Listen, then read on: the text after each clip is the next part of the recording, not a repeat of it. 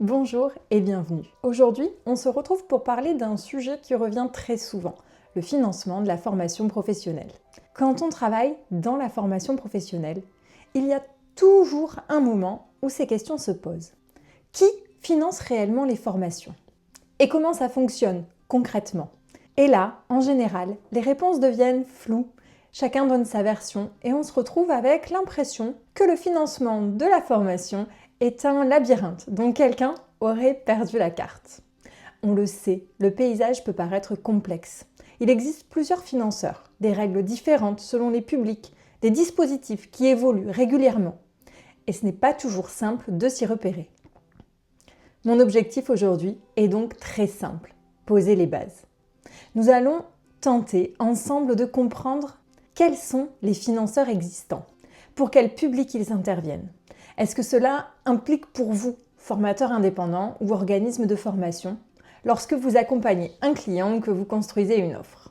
On va prendre le temps de clarifier le rôle de chaque financeur et voir ensemble comment mieux orienter vos clients et structurer vos parcours pour y répondre. C'est parti! Alors, pour comprendre comment fonctionne le financement de la formation professionnelle, il faut commencer par un principe fondamental. Le financeur dépend toujours du statut du bénéficiaire de la formation, c'est-à-dire de l'apprenant lui-même. C'est un point essentiel, parce que ce n'est pas vous qui définissez le financeur. C'est la situation de la personne formée qui détermine le ou les dispositifs mobilisables. Un salarié, un demandeur d'emploi, un travailleur indépendant ou un particulier ne relèvent pas des mêmes financeurs, ni des mêmes règles. C'est pour cette raison que deux personnes peuvent demander la même formation sans avoir du tout les mêmes possibilités de financement.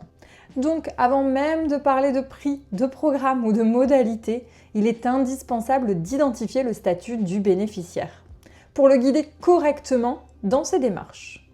Oh, et petit aparté très importante, dès lors que l'on parle de financement public ou mutualisé, comme les OPCO, le CPF, FAF, France Travail ou les transitions pro, une condition revient systématiquement. Votre organisme de formation doit obligatoirement être certifié Qualiopi. Alors si votre organisme de formation n'est pas certifié, vos apprenants ne bénéficieront d'aucun financement. Si vous souhaitez en savoir plus sur Qualiopi, je vous invite à visionner la vidéo faite à ce sujet et je vous mets le lien dans la description de cette vidéo. Une fois ce principe posé, on peut alors entrer dans le détail et comprendre qui finance quoi, pour quel public et dans quel cadre. Et je vous propose de le faire maintenant en passant en revue les principaux financeurs de la formation professionnelle. Commençons notre parcours avec les entreprises et les OPCO. En France, les entreprises sont les premiers financeurs de la formation professionnelle. Chaque année, elles consacrent plusieurs dizaines de milliards d'euros à la formation de leurs salariés, que ce soit de manière directe ou mutualisée. Elles financent la formation de leurs salariés soit directement sur leur budget interne, soit via les OPCO, auxquels elles cotisent. Les OPCO, ce sont les opérateurs de compétences. Ce sont des organismes agréés par l'État. Chaque entreprise est rattachée à un OPCO en fonction de sa branche professionnelle. Il en existe 11 au total. Ce rattachement est automatique et dépend de la convention collective de l'entreprise. Les OPCO gèrent plusieurs milliards d'euros chaque année, principalement issus des contributions des entreprises. Qu'est-ce que les OPCO peuvent financer? Les OPCO interviennent principalement sur deux grands volets.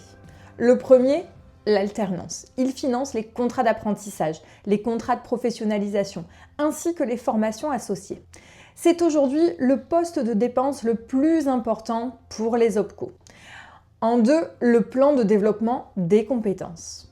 Les OPCO financent également les actions de formation des salariés selon des critères et des plafonds propres à chaque OPCO. Les modalités de prise en charge ne sont absolument pas uniformes. Elles vont varier selon l'OPCO, selon la branche professionnelle, selon la taille de l'entreprise, selon le type d'action de formation. Alors, qu'est-ce que ça implique pour les organismes de formation? Pour un formateur indépendant ou un organisme de formation, travailler avec les OPCO suppose de bien comprendre plusieurs choses. La première, c'est qu'il n'existe pas une règle unique de financement OPCO. Chaque OPCO définit ses priorités, ses plafonds de prise en charge, ses types de formations finançables. Il est donc indispensable de se rapprocher des OPCO concernés afin de connaître les critères, d'adapter ses programmes et d'orienter correctement ses clients entreprises. La deuxième, on en a déjà parlé, la certification Calliope est obligatoire. Dès lors qu'un financement OPCO est mobilisé, l'organisme de formation doit être certifié Calliope. Si vous souhaitez plus d'informations, n'hésitez pas à visionner notre vidéo explicative. Vient ensuite le CPF, le compte personnel de formation. C'est aujourd'hui l'un des principaux financeurs de la formation professionnelle en France, tant en volume financier qu'en nombre de bénéficiaires. Chaque année, plusieurs milliards d'euros sont mobilisés via le CPF et il concerne des millions d'actifs, salariés, demandeurs d'emploi, travailleurs indépendants. Le CPF est un droit attaché à la personne et non à l'employeur ou à l'organisme de formation. Les droits sont alimentés automatiquement en euros en fonction de l'activité professionnelle. Alors, qui gère et finance le CPF ? Le CPF est géré par la Caisse des dépôts, un établissement public. Elle assure la gestion des droits, le paiement des organismes de formation, le contrôle des actions financées. Ça signifie qu'il y a un cadre centralisé, standardisé et fortement réglementé. Qu'est-ce que le CPF peut financer ? Le CPF ne finance pas n'importe quelle formation. Pour être finançable, une formation doit obligatoirement être certifiante ou qualifiante, inscrite au RNCP, Répertoire national des certifications professionnelles, ou au répertoire spécifique, RS. Cela exclut donc la formation sur catalogue non certifiante et les formations purement internes ou sur mesure, sans certification reconnue. Quelles sont les conditions pour les organismes de formation ? Pour proposer une formation financée par le CPF, un organisme de formation doit être certifié Calliope et être habilité à préparer une certification RNCP ou RS et respecter strictement les règles de la plateforme Mon compte formation. Ces règles portent notamment sur la transparence de l'offre, les modalités d'évaluation ou encore la traçabilité des parcours et les obligations d'information du bénéficiaire. Le CPF est un levier puissant, mais qui nécessite une structuration solide, une conformité irréprochable et une vraie stratégie de positionnement. Nous avons ensuite France Travail, qui est un acteur majeur du financement de la formation professionnelle. Pour les demandeurs d'emploi, bien sûr. Chaque année, des fonds sont mobilisés pour financer des actions de formation, ayant un objectif très clair, favoriser le retour à l'emploi ou l'accès à un métier en tension. Contrairement au CPF, France Travail n'intervient jamais de manière automatique. Ces financements sont toujours conditionnés au projet professionnel du bénéficiaire, à la cohérence avec le marché de l'emploi, aux priorités nationales ou territoriales. Alors, quels sont les principaux modes de financement de France Travail ? France Travail intervient principalement de deux façons. La première, les financements individuels. Le dispositif le plus connu s'appelle l'AIF, Aide individuelle à la formation. Elle permet de financer une formation lorsque le CPF du bénéficiaire est insuffisant ou inexistant et que la formation est jugée pertinente dans le cadre du projet de retour à l'emploi. Dans ce cas, le demandeur d'emploi fait la demande avec son conseiller. France Travail valide ou non le financement. L'organisme de formation est payé directement par France Travail. La deuxième, les financements via commande publique. France Travail finance également des formations via des marchés publics, des appels d'offres ou des dispositifs spécifiques. Ces dispositifs répondent à des besoins identifiés du marché du travail, souvent en lien avec les entreprises et les branches. Et les organismes de formation dans tout ça. Pour travailler avec France Travail, un organisme de formation doit impérativement être certifié Calliope. Il doit proposer des formations alignées avec des objectifs d'insertion professionnelle et respecter un cadre contractuel strict. Les attentes portent notamment sur le contenu des programmes, les modalités d'évaluation, le suivi des stagiaires et les résultats en matière d'accès à l'emploi. Les financements France Travail ne sont pas des financements de catalogue.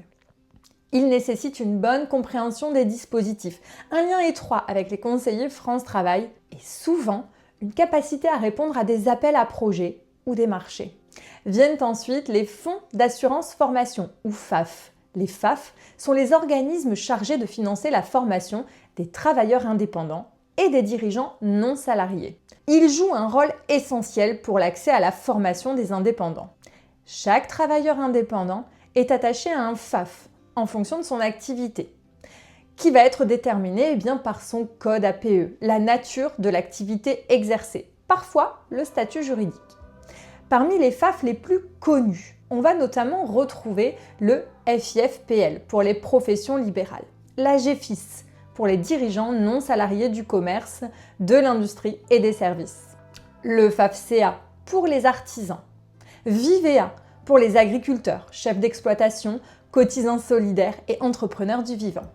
Le rattachement n'est pas un choix, mais une affiliation automatique. Alors, que financent les FAF ? Les FAF financent des actions de formation professionnelle continue, à destination du dirigeant ou du travailleur indépendant lui-même.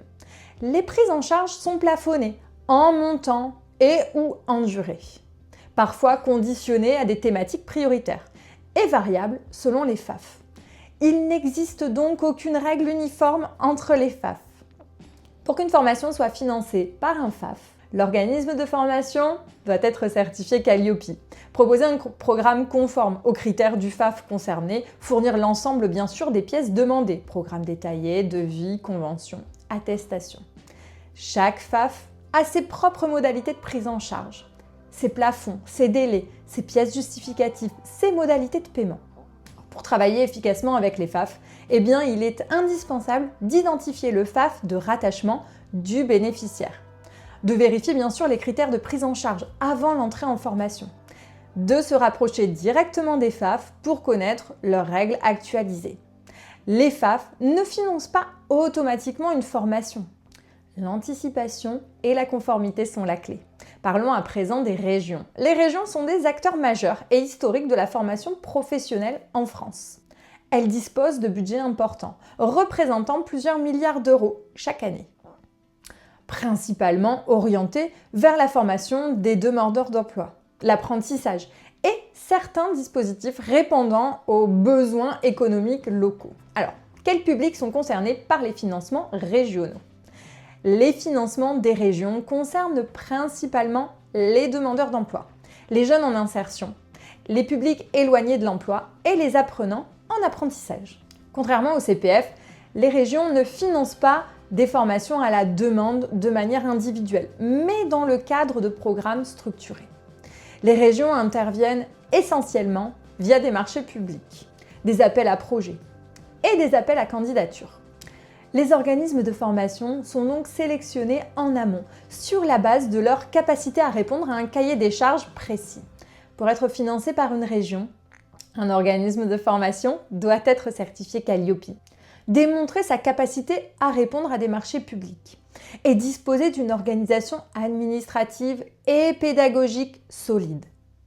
Enfin, les associations de transition pro sont des acteurs spécifiques du financement de la formation professionnelle. Elles interviennent exclusivement pour les salariés dans le cadre de projets de reconversion professionnelle ou de VAE. Leur rôle est de sécuriser des parcours de transition, souvent longs et structurants, en finançant les coûts pédagogiques de la formation et dans certains cas, la rémunération du salarié pendant son parcours. Les transitions pro interviennent principalement sur deux dispositifs. Le premier, le projet de transition professionnelle, qui permet à un salarié de suivre une formation certifiante en vue de changer de métier ou de profession. La formation doit obligatoirement être certifiante, RNCP ou RS, et cohérente avec un projet de reconversion argumenté. Le deuxième, c'est la VAE, des parcours de validation des acquis de l'expérience, qui vont inclure l'accompagnement et les frais liés à la certification. On a maintenant fait le tour des principaux financeurs de la formation professionnelle.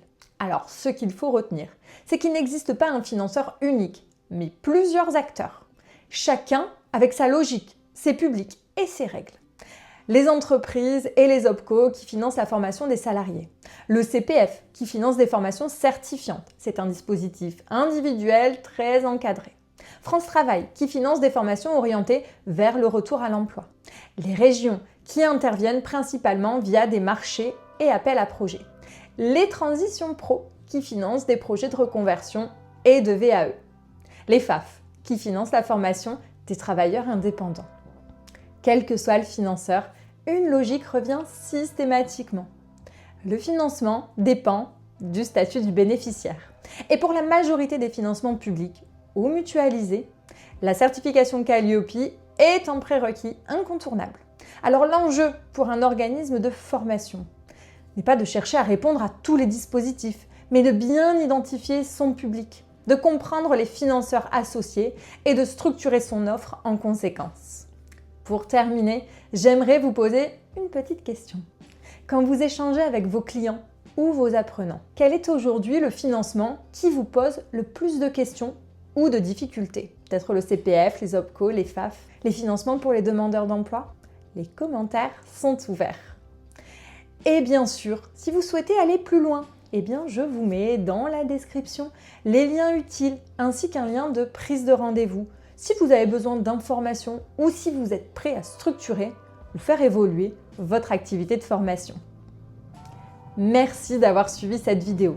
Prenez soin de votre activité de formation et je vous dis à très bientôt.